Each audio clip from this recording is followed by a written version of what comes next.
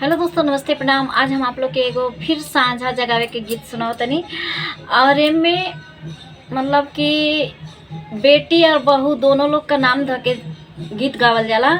जैसे कि वो घरे में बेटी बाड़ी, बेटी लोग का नाम भी रखाई, और जे बहू बा वहू का नाम रखाई। तो ये ऐसे ही गीत गावल जाला।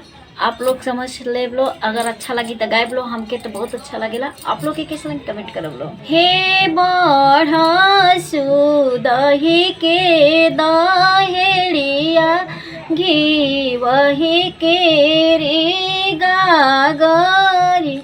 हे बढ़सु दही के दहेड़िया, घी वही के रे गागरी।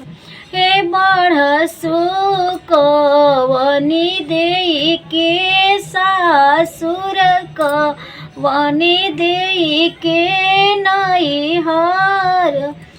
हे बढ़सु दुलहिनिया देई के सासुर कवनी बेटी के नैहर।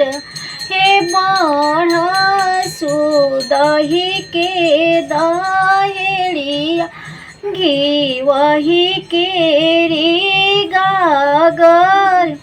बढ़िया।